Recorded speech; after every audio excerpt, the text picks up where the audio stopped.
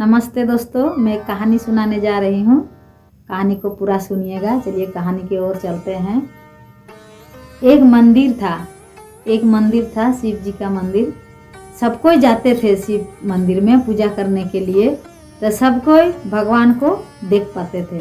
भगवान को बोलते थे कितना सुंदर मुख है, कितना सुंदर बाल है, कितना सुंदर नयन है, कितना सुंदर कपड़ा है। सब वही बोलते थे, सुंदरता देख पाते थे। एक थे पंडित भक्त थे। तो पंडित जी जब जाते थे मंदिर में तो देख पाते थे एक तो प्रकाश देख पाते थे, दीपक की तरह एक तो प्रकाश देख पाते थे। पंडित जी भक्त थे शिव के। तब सबको अपना अपना शिव जी को देख पाते थे, बोलते थे, महिमा गुण गाते थे। पंडित जी एक ही सिर्फ देख पा रहे हैं, ज्योति। तब पंडित जी सोच रहे हैं कि भगवान सबको दर्शन देते हैं, हमको क्यों नहीं देते हैं। तो हम काल आके भगवान से हम दर्शन मांगेंगे और दर्शन दिए बगैर हम नहीं जाएंगे।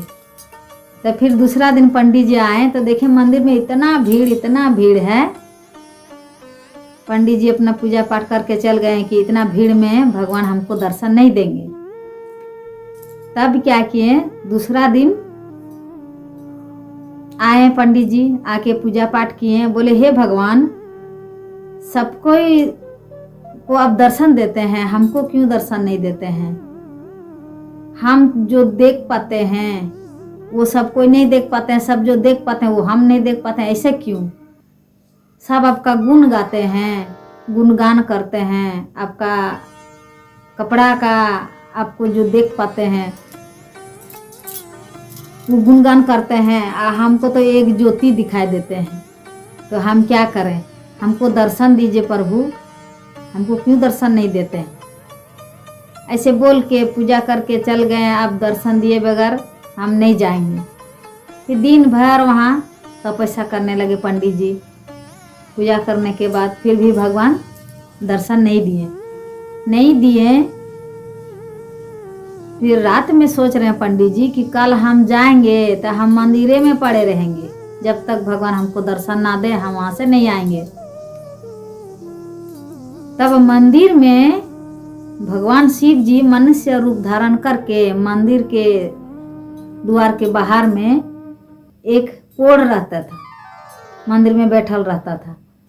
तो कोढ़ के पास गए शिव जी मनुष्य रूप में, आ जाके बोले कोढ़ को कि तुम्हारा कोढ़ को ठीक कराना है कि नहीं।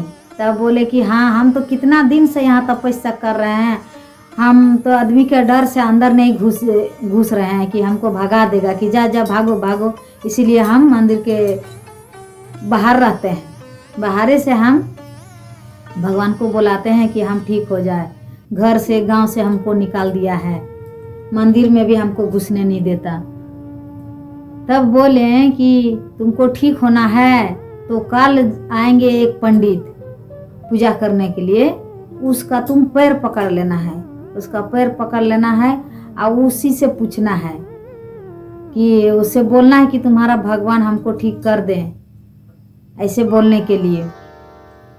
तब वो कोढ़ी बोला कि ठीक है, ऐसे ही बोलेंगे। आओ मनुष्य रूप में जो भगवान थे अपना अदृश्य हो गए।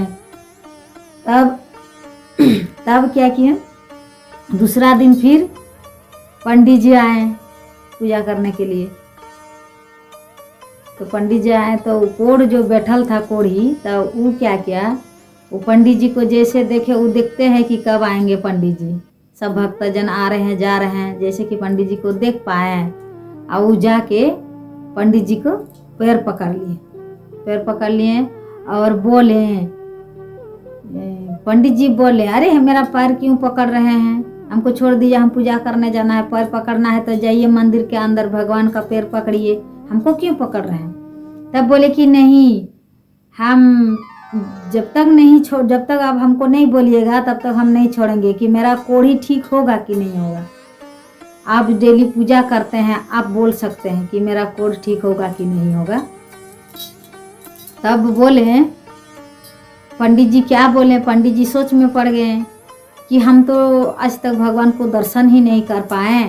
सब कोई भगवान का गुण गाते हैं, भगवान का बोलते हैं ऐसे कपड़ा है, ऐसे अंग है, ऐसे वस्त्र है, ऐसे मुख है। हम तो एक ज्योति देख पाते हैं। ये हमसे बोल रहा है कि तुम्हारा भगवान को बोलो। क्या हम इसको बोले? वो बोले नहीं छोड़ो, हमको पहले जाने दो पूजा करने, इसके बाद तुमको बोलेंगे। बोले नहीं, हम छोड़ पे नहीं करेंगे जब तक हमको नहीं बोलिएगा। तब कोढ़ी पैर पकड़ ले है। तब पंडित जी क्या बोले हाँ ठीक हो जाएगा तुम्हारा कोढ़, जाओ तुम्हारा कोढ़ ठीक हो जाएगा, भगवान तुम्हारा ठीक कर देंगे। ऐसे बोला कोढ़ी। तब वो पैर छोड़ दिया। पंडित जी गए अंदर में, जाके पूजा पाठ करने लगे। तब पूजा पाठ करके प्रणाम कर रहे हैं। तब उस दिन पंडित जी को शिव जी का रूप दिखाई पड़े।